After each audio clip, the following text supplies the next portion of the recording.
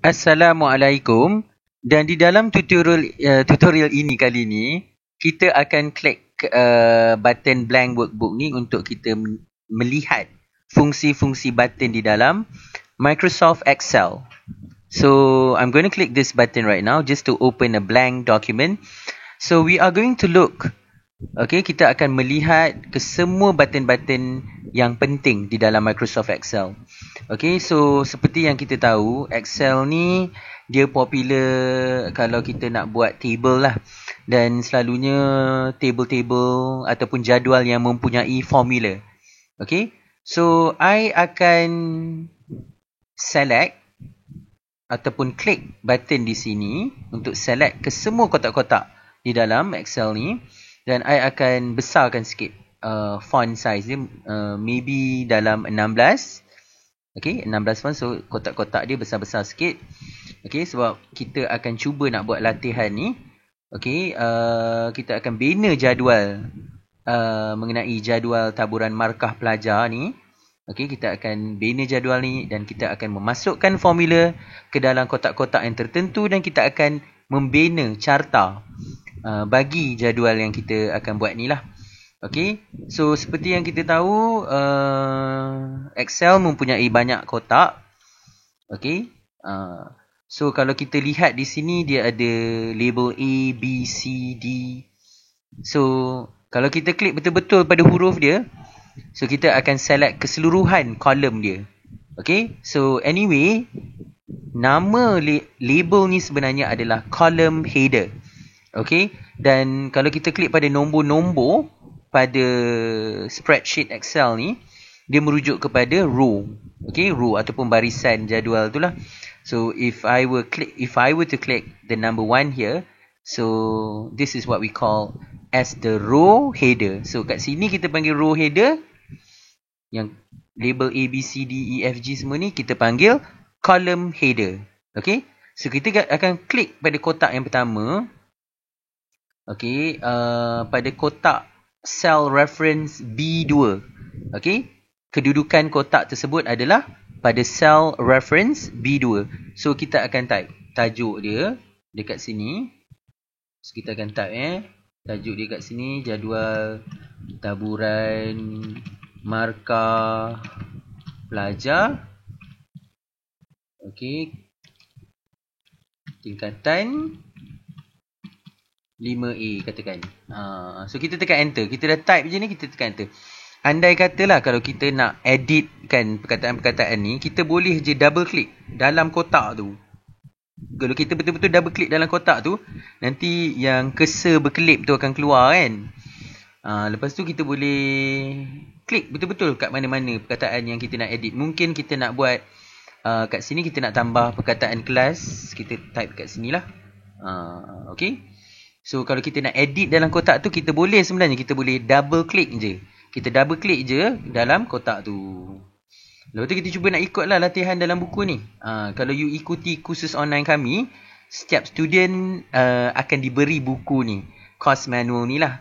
So the course manual actually looks something like this. Okay, this is the course manual. And kalau student tu masuk kursus online kami ni, dia akan terima course manual ni yang mempunyai banyak-banyak latihan yang sangat-sangat realistik lah. Okay, sangat-sangat realistik. Okay, merangkumi Microsoft Word, Microsoft Excel.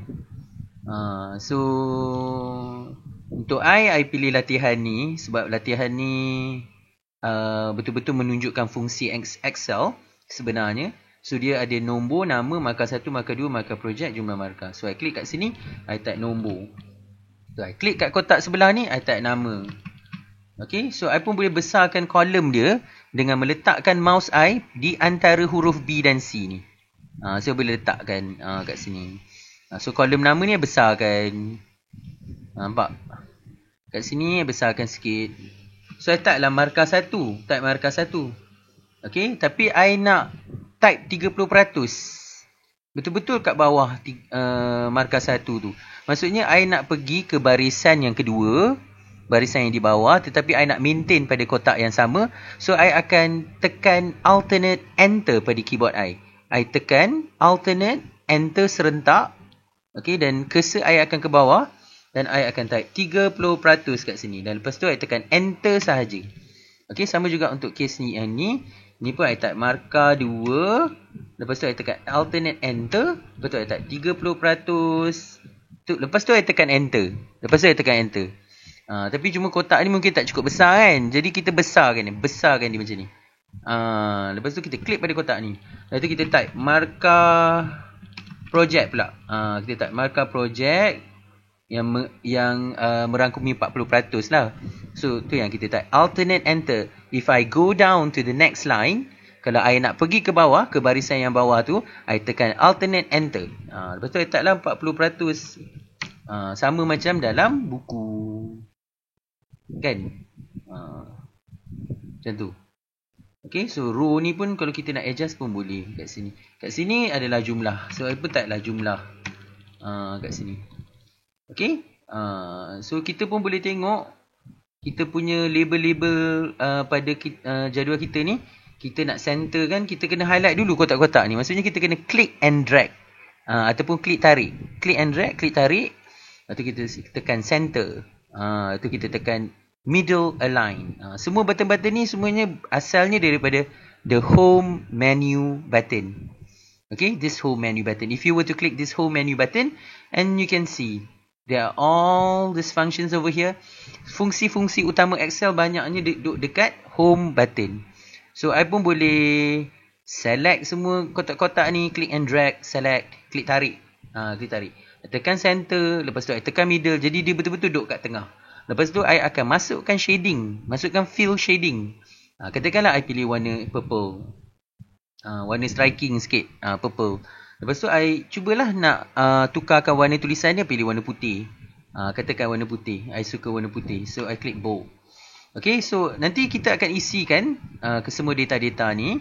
Okay, perhatikan di sini kita hanya cuba nak ikut jadual, merujuk pada jadual ni. Okay. Tapi nanti untuk latihan ni, masa I buat tutorial ni, I masukkan nama-nama rekaan sajalah. Okay, masukkan nama-nama rekaan saja. So kat sini I type 1 enter, 2 enter. Okay, lepas tu I click and drag, I klik tarik ni, I select kedua-dua kotak ni. Lepas tu I tekan center.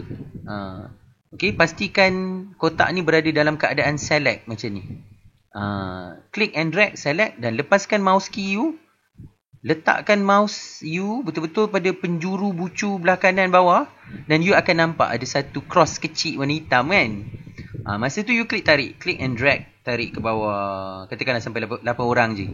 Lepas tu I masukkan nama-nama rekaan semata-mata lah ni. Ni nama-nama rekaan semata-mata je. Sebab nak tunjuk kan. Okay, so I just put the names. This is just a fictional names, right? Okay, I'm thinking of names right now.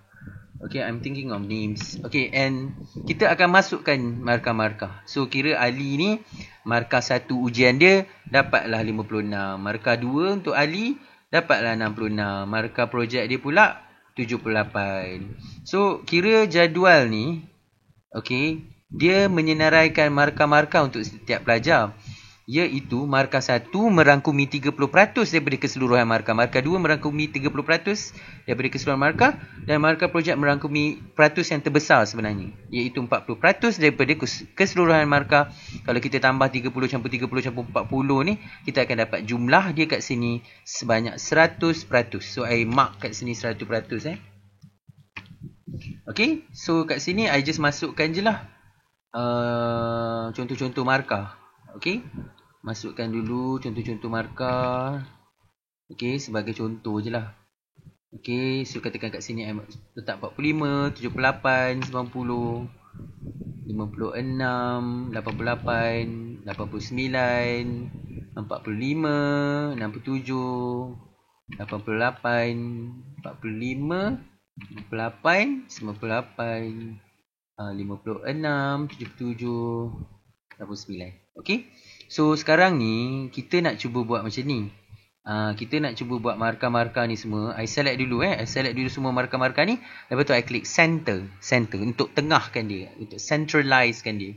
Okay. So markah-markah ni kita nak nisbahkan dia. Okay. Kita nak nisbahkan dia ataupun kita nak pecahkan dia kepada pecahan peratus yang terpapar di sini. Kan. So I klik pada kotak ni, I nak masukkan formula. So kalau kita nak masukkan formula ni, kita kena tekan sama dengan. Okey, kita kena tekan sama dengan.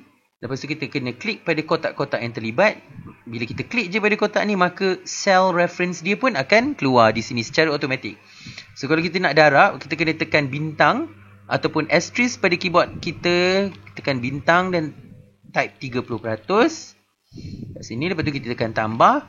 Lepas tu kita klik pada kotak ni, kita tekan bintang sekali lagi. Okey, lepas tu kita tekan peratus sebab kita nak peratuskan kotak tu dan tambah, klik pada kotak ni, darab adalah bintang dan tekan simbol peratus kat sini. Okey, so kita cuba nak masukkan formula ni di sini. Okey, seperti yang I demonstrate tadilah. Okey, bila kita tekan enter, nanti Excel akan cuba kirakan pecahan-pecahan peratus mengikut formula yang kita masukkan tadi. So I delete semula, so I ulang semula, I tekan sini sama dengan. Untuk memulakan formula I klik pada kotak ni. Okey, maka cell reference dia akan keluar. Kalau I nak darab kotak nilai di dalam kotak ni dengan 30%, I akan tekan bintang ataupun asterisk dan I type lah 30% kat sini. Lepas tu I tekan tambah. Lepas tu I klik kepada kotak ni. Lepas tu tekan darab asterisk 30%. Tekan tambah. Klik pada kotak ni dan tekan darab 40% dan tekan enter pada keyboard I. So kalau I nak copy formula ini ke semua row-row di bawah ni, so I hanya perlu klik pada kotak yang mengandungi formula ni, klik dulu pada kotak yang mengandungi formula ini, letakkan mouse you pada penjuru bucu belah kanan bawah sehingga kita nampak ada satu cross hitam kecil. Macam tu. So masa tu kita klik dan tarik dia ke bawah macam ni. So nanti Microsoft Excel akan kirakan jumlah-jumlah mengikut formula yang kita masukkan, yang kita tentukan. Kalau kita dah siap jadual ni, sepatutnya kita boleh select ke semua kotak-kotak ni. Okey, dan terus ke border. Ke border sini.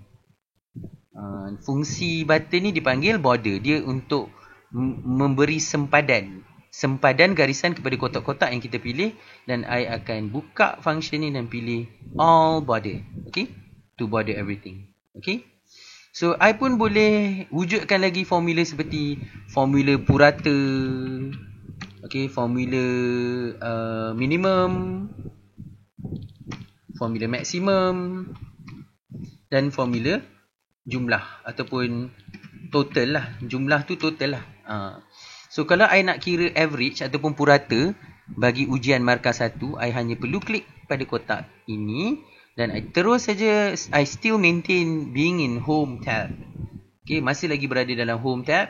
I klik pada kotak yang berkaitan dan I terus saja klik pada function ni atau fungsi ni, buka fungsi ni, function ni dan pilih average. Okay, I pilih average. Dan I select ke semua kotak-kotak ni. Kotak-kotak yang terlibat lah. So bila I select kotak-kotak ni, nanti Excel dia akan automatic lah formula dia kat bawah ni kan. Lepas tu you tekan enter. Dan you akan dapat purata untuk markah 1. Okay, so I ulang semula kat sini. I tekan delete dulu. So I klik pada kotak ni. Terus saja ke function yang ni. Buka function ni dan pilih average. Tetapi you kena select mana-mana data yang berkaitan. Dan tekan enter. Kemungkinan you merasakan perpuluhan dia terlalu banyak di sini. You pun boleh kurangkan titik perpuluhan dia dengan klik button decrease decimal. You can either increase decimal or decrease decimal. So I'm going to choose decrease decimal. Okay, untuk kurangkan titik perpuluhan dia. So kalau I nak kira markah yang paling minimum untuk data ni, so I hanya perlu klik pada kotak ni. I perlu buka function ni tadi, pilih minimum. Lepas tu I perlu select semula pada data-data yang berkaitan. I select pada data-data yang berkaitan kat sini. I tekan enter. So I dapatlah 45. So daripada ujian 1, markah-markah student pada ujian 1 ni, 45 ni merupakan markah yang paling minimum. Okey, berbanding markah-markah yang lain. So kalau maksimum, I klik kat sini. Kalau I nak tahu markah yang tertinggi untuk markah 1 pada ujian 1 ni, I hanya perlu klik pada kotak ni dan terus buka function formula ni, pilih maksimum dan I kena select semula markah-markah untuk ujian 1 ni dan I kena tekan enter dan komputer telah identify 67 is actually the highest mark. Okey, atau markah yang tertinggi di sini. Kalau I nak kirakan jumlah markah keseluruhan untuk ujian 1 ni, so I klik pada kotak yang berkaitan, I buka function ni semula dan pilih sum. I pilih sum dan I pilih data-data mana yang I nak jumlahkan dan I tekan enter. So kita pun boleh bawakan formula ni ke sebelah kanan, okey, dengan klik pada kotak ni dan terus saja letak mouse kita di sini, nanti kita akan nampak satu cross hitam kecil kan, macam ni kan, klik and drag ke kanan. Klik and drag ke kanan macam ni. Klik kotak ni, klik and drag ke kanan macam ni. Klik kotak ni, klik and drag ke kanan macam ni. So nanti Excel akan cuba nak kirakan formula untuk markah 2 dan markah projek dan untuk jumlah markah. So kalau kita nak membina carta, pada table yang kita dah bina ni, kita kena select dulu mana-mana data yang berkaitan. Katakan I select daripada nama, markah 1, markah 2, markah projek ni sehinggalah ke bawah, ke row yang ke-8 ni. Terus saja I klik menu insert tab. Okey, dan I pun boleh pilih lah mana-mana chart yang I nak. Katakan I nak 3D column chart, nanti dia akan automatic keluar macam ni. So Excel memang akan automatic keluarkan carta ni untuk kita. Okey, so kemungkinan kita naklah tukar tajuk carta ni, kita boleh select je kat sini. Dan kita type. Okey, taburan markah macam ni. Okey, kemungkinan kita nak select daripada yang tajuk table di atas ni. Okey, so kita boleh double click kat sini dulu. So I highlight kat sini dulu. Okey, lepas tu I klik kanan pada selection yang I highlight tu, I klik copy. Pilih copy. So I boleh copy je, so tak perlu type kat sini. So I klik kat sini, select kat sini, I klik kanan dalam dia dan pilih paste kat sini. Okey. So kalau tak keluar kat sini, kena backspace dulu. Okey. Kanan dan pilih paste. Okey.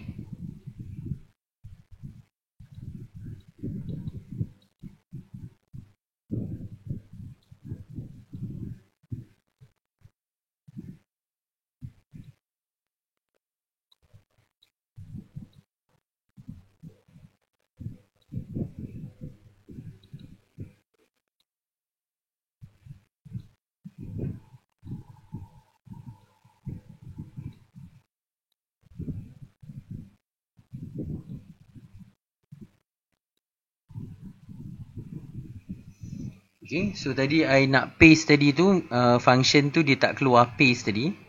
Okay, so I pergi dekat text I tadi kat sini, I tekan shortcut Ctrl C. Tapi I select dululah. I select dulu dan I tekan shortcut Ctrl C. Okay, Ctrl C dulu pada keyboard I tekan Ctrl C pada keyboard I untuk copy.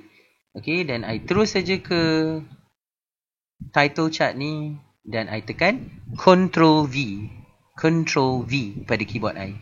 So tadi tu masa I nak copy tu memang I ada tekan Ctrl C okay, untuk copy. So untuk paste tadi memang I ada tekan Ctrl V. Okay. So Ctrl C is for paste. Sorry. Ctrl C is for copy. Ctrl V is for paste. Okay. So dia akan generate chart ni untuk kita. Tapi kita pun boleh edit carta ni kalau kita nak. Okay, kita pun boleh select one of the bar. Okay, and klik kanan dan pilih format data series. Okay, yang membolehkan kita ubah gap depth dia dan juga warna dia by clicking this button over here, like fill. I can choose solid fill dan kita boleh pilih warna yang kita nak. Kita klik pada kotak ni, kita pilih solid fill, kita boleh pilih warna yang kita nak.